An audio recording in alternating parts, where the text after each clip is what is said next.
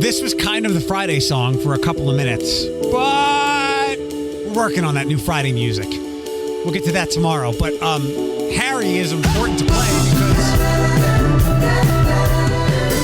he's from England. And the Queen, I'm sure by now you've heard, has died. 96 years old, just passed her Platinum Jubilee.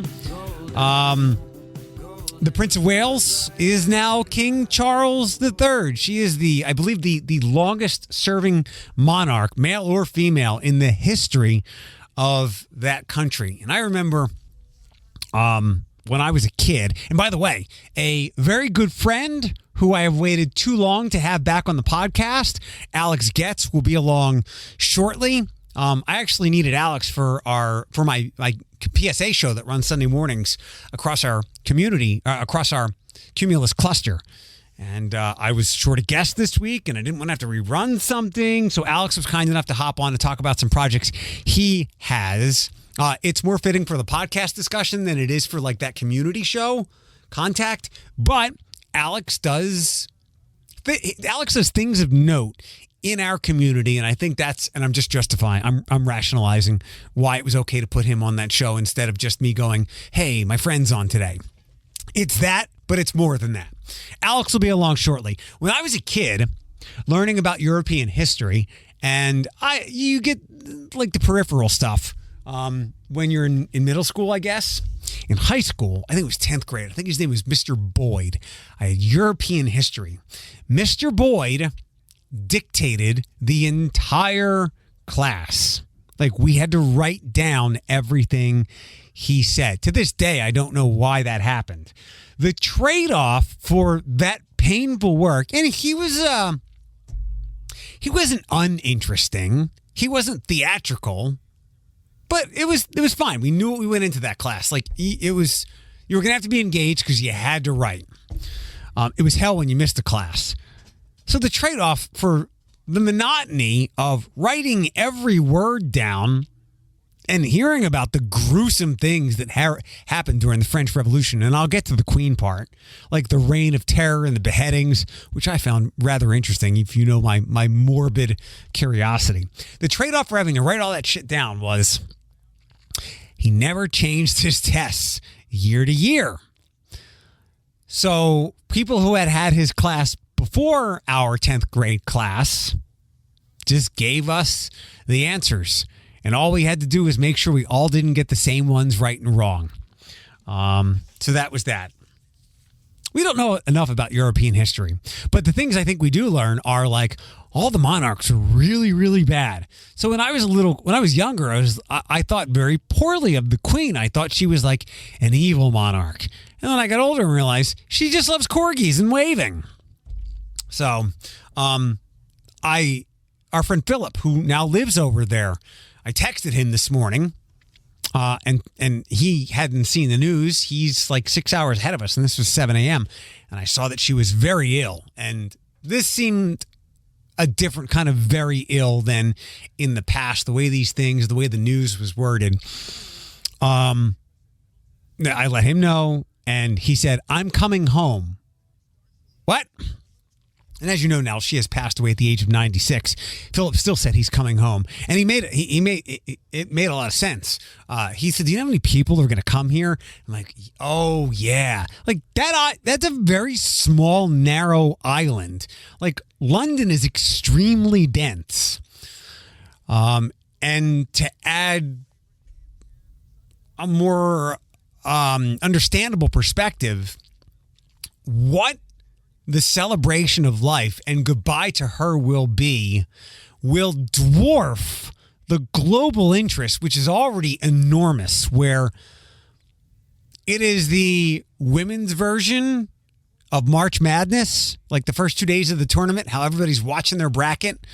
The female version of that, and more than just women watch it, just as more than just men follow the basketball tournament. Like the world stops for people for a royal wedding. It will be 10 times that, if not more, when whatever procession or goodbye she receives. And I haven't seen a date set for that, and there probably hasn't been one yet. It's, too soon. But that day, the Super Bowl is probably not the most watched event on earth. Like 100 million people watch it, but that's mostly just here. The World Cup final, which is actually happening this fall in Qatar, which I guess they restrict alcohol very heavily and will fine you greatly for bringing it into the country. The World Cup final might be the most watched program, and that's only every 4 years. The most watched telecast, and that's only every 4 years. I don't know global viewing otherwise, but I would imagine that saying goodbye to the Queen whenever this happens will be or could be the most watched telecast in human history. I could be way wrong, but I don't think so with this. I'm a believer in karma. And by the way, the reason we haven't had a podcast till today is Monday we were off. Tuesday and Wednesday were kind of hairy. There was a lot of stuff going on. That's why I just today got Sunday's guest for contact. And I've been pretty miserable. And when I'm miserable, it's hard to create thoughts. And there hasn't been a whole lot of things to talk about. Today, there is the kickoff of the library levy, where I saw Alex earlier today.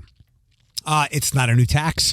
For every $1 that goes towards the library, $3 is what they produce out of that.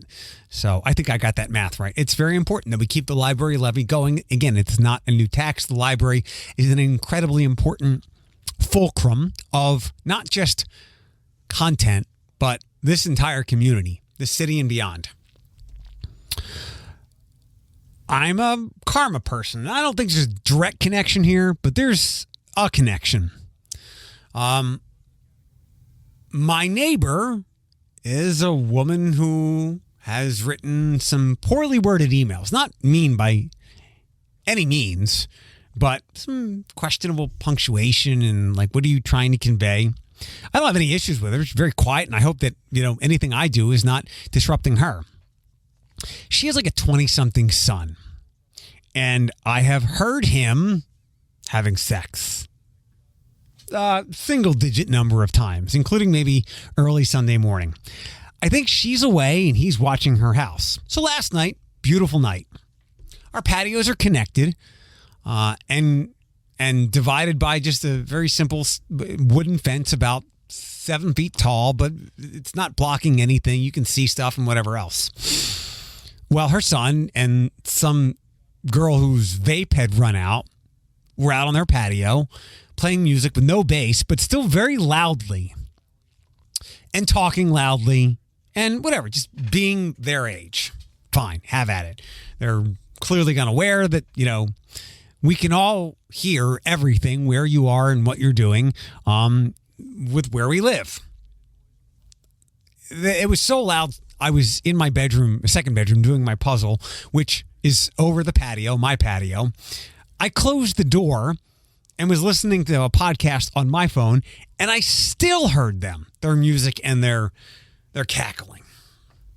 And I was, because of my mood, I was in no mood to confront or ask for them to turn it down. So, I used my sound bar for evil.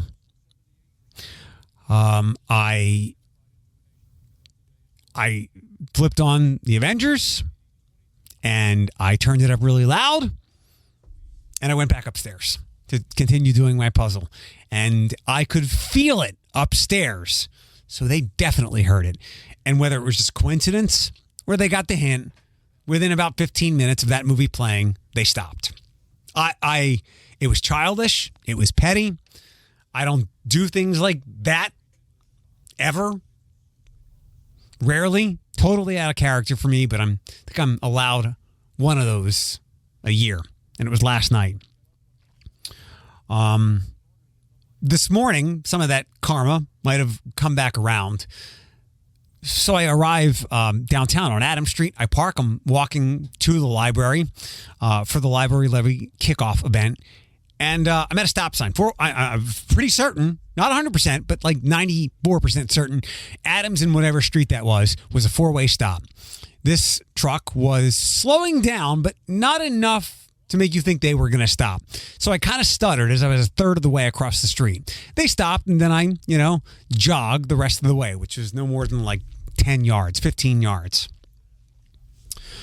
The idiot, also cowardly fucking asshole, had rolled down his window and said, "Hey, mister, nice ass." And it wasn't in a complimentary way. I would have at least given a look or said something, but as I said, cowardly, and just they continued to drive off. Perhaps that's what I get for my petty behavior last night. A friend of 5 years who I met at like nearly 5 years ago, as we're about to hit the 5-year anniversary to an incredibly vital and maybe the most integral event, thing that happened to help get me here where I am. My summer 5 years ago, where I was unemployed, I put a pin and circled that pin and said, this is going to be an integral, if not the only key to how I want to proceed and what I want to pursue. You'll hear us talk about it as I now get to my friend Alex Goetz. It is a pleasure, and I apologize for it taking so long for me to have my good friend now. We're coming up on our 5-year friend-iversary. You know that, right? Oh, no, I didn't know that. But we should celebrate. We can. We will get Manhattan. We will have Christy Frank make us some Manhattans. Got it. We'll come back to Christy in a second. This is my friend Alex Goetz, a local wildlife filmmaker and documentarian. Did I get that right? Yeah, it's good. Okay. Alex and I met 5 years ago. We were both very fortunate to do a TEDx Toledo. Each of us did a presentation, and I see that there's another one. They're back this year after a couple of years away. One's coming up on Thursday. Yeah, you're right. That is our anniversary. The short version of us connecting was Alex, who has been all over the planet in some very dangerous situations, which we'll touch on here shortly. Alex was scared to get up and talk in front of 50 Toledoans. I was like, dude, you have been near sharks. These Toledoans who have some beverages are nothing to be afraid of. It's still intimidating, man. Yeah. To do public I need speaking? to get a little bit better. Yeah, I need to get a little bit better. I need to hang out with you more. I'll just get you a couple more whiskeys and you'll be good to go. The liquid courage. Yeah. So I wanted to have Alex on and talk a little bit about what he does. In fact, Alex is a great lens to see the area. And the ironic thing is here, Alex is, and I've told you this before, Alex is not well known in the area per se, but people across the planet know you and your work for what you do. So what is exactly what you do in Running Wild Media? Yeah, so we produce wildlife film content and do photography as well. So we work with a number of wildlife and conservation organizations around the world to produce media for them that help any of their story needs per se, or their conservation needs. And then on top of that, a new kind of foray we've found ourselves in is doing actual work on broadcast content. And so that's where you and I have been chatting recently about. We just had something featured on Disney Plus for National Geographic. Tell me about this project, and I have all kinds of questions about how successful it was. And not that I have not lauded you enough for the work that you do, but I think you know that I think what you do is absolutely incredible. And I wish you had more notoriety around here where people are like, hey, that's the Running Wild guy. He's got stuff on like all the streaming channels. We're working on it. We're going to change some things. I think that our goal is to become a little bit more involved in the local community, because I think that we have some amazing like natural areas as well as wildlife here that people don't get to normally see. And so we're hoping to kind of get more involved in that field. It's hard to do that when you were in Indonesia, right? Yeah. When people, it's hard to do that when you go away for a month to another country. And they're paying you really, really well. Although before we wrap up this discussion, I will have Alex tell you about Southwick turkeys. Yeah. But yeah, tell me, because I know you have had you've talked with all kinds of producers and people from years ago before there was a million streaming channels. You've been in contact with people at Netflix and had discussions with them about projects. But tell me a little bit about some of those discussions, where they've been, and then walk me up to how you got this great project on Disney Plus with a legendary talent who did the voiceover. Yeah. So I don't even know how to begin the journey. I think during COVID times, a lot of producers were looking for camera people closer to some of the American locations that we have here. I mean, we have some pretty amazing national parks in the United States, and if you get the opportunity to go to any of them, you'll see just how impressive they really are. I got to spend 6 weeks in Badlands National Park in South Dakota last year, filming for America's National Park, which is the program on Disney Plus right now. And Garth Brooks, America's voice. Who would have known? He was the narrator of the series. How did this all come about? I know you mentioned that places were looking for content. And again, you've been all over the world. The Badlands, if anybody would know of that, it might be because of it's a place that maybe forged Teddy Roosevelt. What was it like being out there, and what's it like doing what you do when you're out there? I know you've told me about some of your things in like Africa, and there's some scary situations, but you know how to stay safe. What's it like in these environments to get this kind of content? I will say U.S. national parks are a little bit safer than Africa Yes. if you do things right. Yeah, so 6 weeks there is a long time. Basically, they gave us a list. They're like, here's some stories that we're hoping to tell from Badlands. Can you guys go out and find these?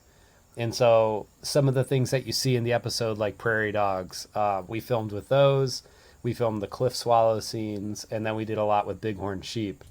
Yeah, I mean, it was fun. In these national parks, I mean, you're kind of avoiding like the tourism of it all. Mm-hmm. But a place like Badlands National Park has so much wildlife that you wouldn't expect. And, we tried to get a whole sequence about rattlesnakes hunting prairie dogs. Our tactic to find them was walk in this field until you find a rattlesnake. And so we'd just walk around for hours, hoping we don't step on a rattlesnake, but hoping that we'd find one so we could film a little scene with it. Fortunately and unfortunately, I guess we didn't find them. So, like a production company reaches out to you when this all first began, did you have any idea that it would wind up on maybe the most, outside of Netflix, maybe the most well-known streaming property, and you're basically like 2 clicks away from like an Avengers movie that's one of the biggest movies of all time? Yeah, I guess I haven't really thought about it that way. That's how I thought. That's how I thought about it. Like, did you have any idea it would be where it is now when the contact first happened? I mean, they said it would be there, but until you see it, you kind of forget that, like, oh, this is going to be on something almost everybody's going to have access to. You never know what the final episode's going to really look like, so it's always like this nail-biting moment where you're like, do I promote this? Like, did my sequences actually make it into the episode? And so I was really eager to see what made it, and I'm glad with what we saw, because I think, I don't know, maybe about a third of the episode is footage that we shot, which is pretty exciting. But yeah, so I think, I mean, it's National Geographic. It's like right, the place that we all aspire to go to. So that's the dream. I mean, it is one of the brands that I think, I don't know if Gen Z is familiar with that as we are, but it was one of those iconic magazine brands like It and Sports Illustrated and Reader's Digest. When we were growing up, like these were all things that we would see at restaurants and doctor's offices, and you look at them and then you look at the National Geographic photos and you're just in awe, and you get to see a lot of these things and take these pictures and take these videos of this great planet. Yeah, it's pretty amazing to think about. I mean, I'm really fortunate. I get to work with some pretty amazing people.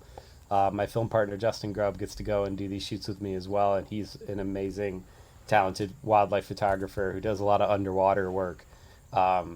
we're really lucky. I mean, it's the dream for sure. So I open up my Disney Plus. I navigate over to the National Geographic part, and what am I looking for? America's National Parks. Okay. And then you go select that, and the Badlands episode is the episode that we shot quite a bit for. Let's go backwards a little bit before we first hooked up, and I started to hear where you have been. Tell me a story that you might have told me like 4 or 5 years or so ago, and I was just in awe that you were afraid to do public speaking because of some of the settings you have been in during your time doing this. I mean, it's so easy to like brush these off now, because like things that are, I think, unusual to normal people are not really unusual to me anymore. But I think, I don't know, my wife says everybody loves these stories.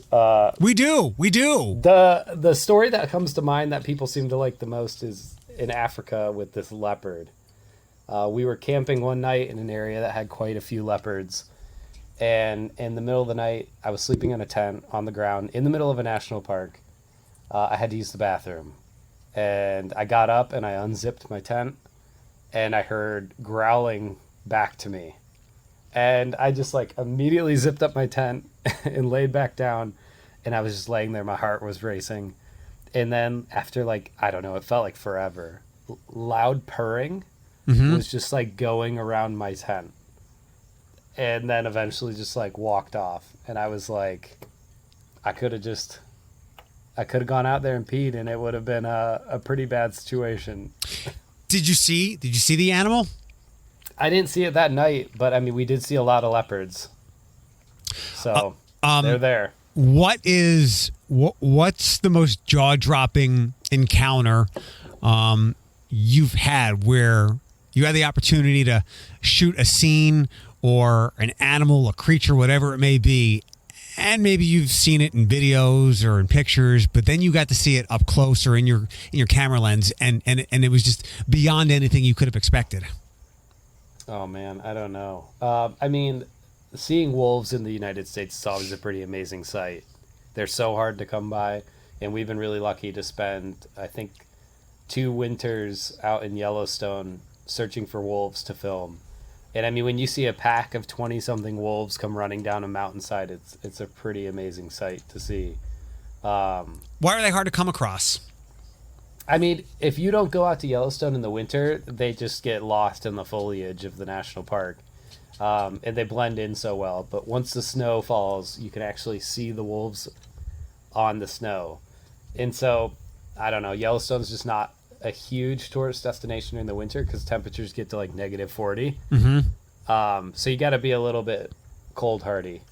Yeah, this is why I don't take you up on any of your offers, because the conditions are often grueling. It's fun though when you got the right gear, like -40 parka, -40 boots and pants, and then you just lay in the snow and you enjoy the sights. Yeah, no thanks. I'll lay in sand when it's like 104. I won't do the cold weather with predators around me. And I know I've asked you this before, and I think you said one of the things that's key to sitting around waiting for animals to happen in places where you're hundreds of miles from a Walmart or Taco Bell. I think you said peanut butter is important. What's the experience like just sitting and waiting? And I mean, like you talked about going to the bathroom, like you're not in an apartment. You're not in a trailer. You're out in the middle of nowhere, literally. So what's the experience like? I mean, you got to get creative. Maybe not with the food choices, but the bathroom choices. Yeah, I mean, we live pretty simple lives when we're out in the field, eating a lot of just peanut butter sandwiches and hummus and carrots and things like that. But you've got a plan for foods that you can't refrigerate and will have to last a long time, right? Yeah, I mean, lots of granola bars and stuff. You know, it's not the most like sexy cuisine when you go to a lot of these places. Like in Indonesia, we ate rice and vegetables every single meal for like 2 weeks. That, you know, I could do that. Why didn't you invite me to Indonesia? I mean, it was rough, man. The humidity was rough, and then we had to do like a 5-hour hike straight up a mountain with all these camera gear. And I mean, once you sweat, you don't stop sweating the entire trip. Fair enough. You are damp the entire time. What about like brushing your teeth or bathing and things like that? I mean, you just kind of stop bathing, but brushing your teeth is a necessity. I feel like. Right. You figure it out. What were you doing out in Indonesia? And besides the hiking up the mountain and the humidity, what else is memorable about the experience? I didn't think I could get culture shock anymore, but I'd never been to any country in Asia. And so going over to Indonesia was a totally different experience than anything I've ever had. And not knowing any of the language was definitely tricky. We're currently working on a short film about a species of bird that is being poached for its beak. And its beak is actually really valuable in the black market as a sign of wealth. And so we're following a former poacher who is now protector of the species of bird and telling his story about how passionate he is now to actually be saving these birds. What's the species?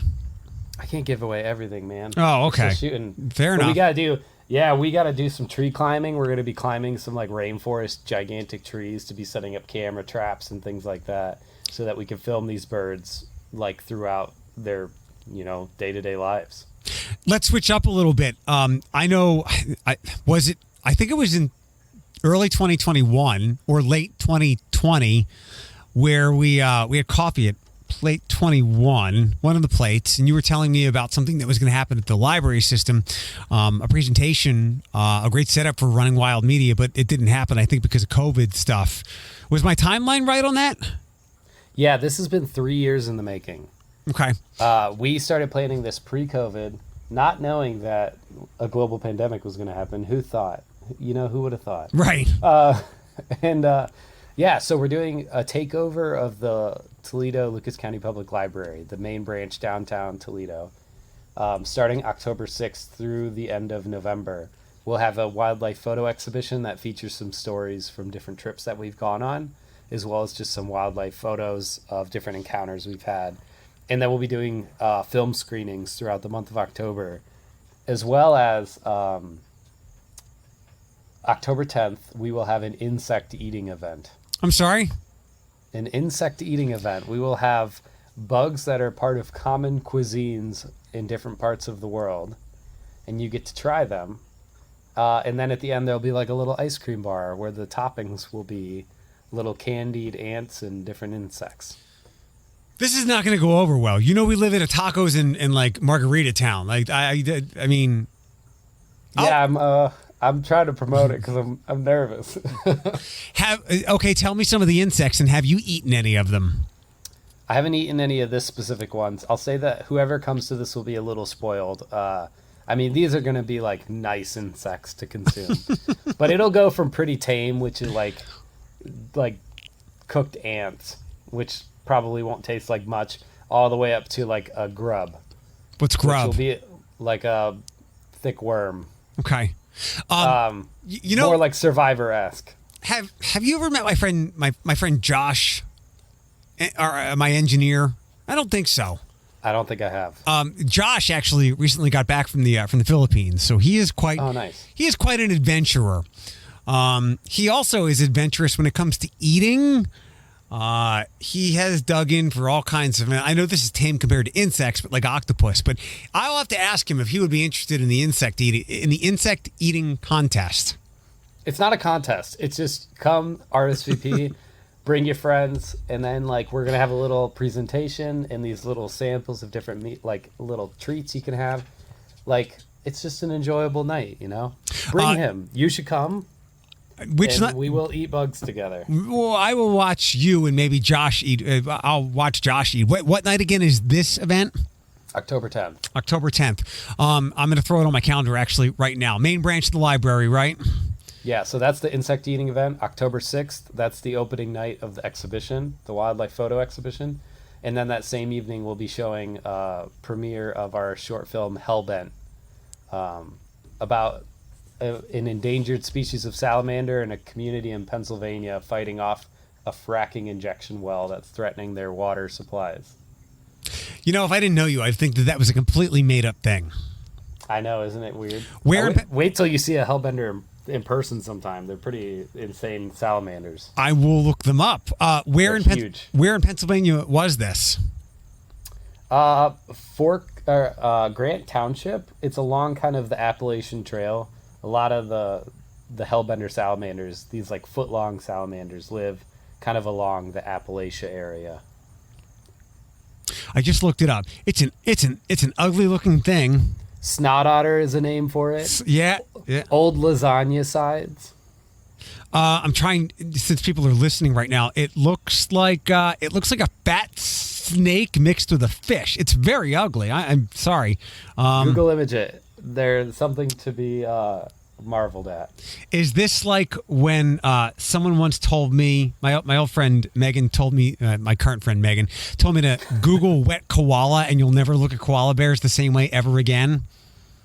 You should Google owl legs. Owl. Whoa. These things are even uglier than the Wikipedia picture. Jeez. And what do you want me to look up now? Owl legs. Owl legs. So I like owls. I love owls. Owl legs. While I look this up, do you want to give a quick shout out to some of the people who have done this event with you, like our Manhattan loving friend Christy Frank?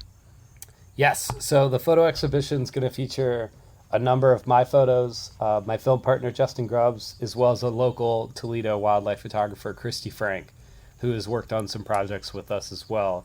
And then I got to remember the exact date. She will also be doing a screening of her film Ploverville during the month of October. Which people will hopefully remember from the very rare birds that decided to make a nest out at Maumee Bay. Correct. Yeah. So she did a whole documentary, an awesome documentary about it. October 20th at 6 p.m. at the Downtown Library. She will be showing that film again. Excellent. Christy Frank, Alex Goetz, Justin Grubbs. Before we'll do the need to knows, where people can find your stuff real simply and follow along as we wrap up. But before we get there, tell me about turkeys at Southwick, because I think this is a great story and one of those things that that many people do not know about our area beyond just like some of the incredible parts of the nature in the metro parks. Yes, I think anybody who lives in the Southwick area probably knows this gang of turkeys, but everybody outside of it doesn't. So there's a whole, I don't even know the collective term for a turkey group. There's a whole gang of turkeys in Southwick. Gobbledygook. Pretty good size. A gobbledygook. Yeah, basically. That I have filmed for the past few years for CBS Sunday Morning's Thanksgiving air, I guess, their TV show. Yeah, they're amazing. They hang out at Brookwood Metro Park, and then they spill out into the neighborhood and jump through everybody's lawns and run around people's front yards. It's pretty fun. And people can't go into that park, but the turkeys can, as you just said, come to where you live, right? Correct, yeah. And I mean, not oak openings, but they do. Wildwood has a group of turkeys as well that people have been seeing quite regularly as well. But I mean, at one point in time, early 1900s, there were almost no turkeys in Ohio. People had hunted them all, and they were near extinction here in the state. And recent conservation efforts in the past, 75, 50 years have brought them back. Last question before all the socials and stuff. What is something else besides turkeys that people might overlook as far as nature and animals here in our area that is actually right under their nose? The owls, man. We were talking about how much we love owls. We have so many different species of owls here in Northwest Ohio. They're really tough to find, but you could definitely find them in the metro parks. And when you do find them, they're a pretty amazing sight to see, and get to witness kind of their lives is pretty amazing. They're predators, right? They're not like as friendly as they might come off, right? Yeah, they're not bothered by people very much, but yeah, they're predators. They're like, I don't know, silent tree cats or something, winged tree cats. You know what I like, and this will be, you don't know this, but other people are getting familiar with it. Anytime I say one last question, there's three more. This is the second one. tell me about bats here, because I like bats, and I am a bat apologist and bat advocate for a couple of reasons. They get a bad rap thinking that every bat has rabies when actually most don't. And then two, I know they're being killed off by some type of like white cancer thing. Yeah, the white nose syndrome that Yes. is hitting bats pretty hard.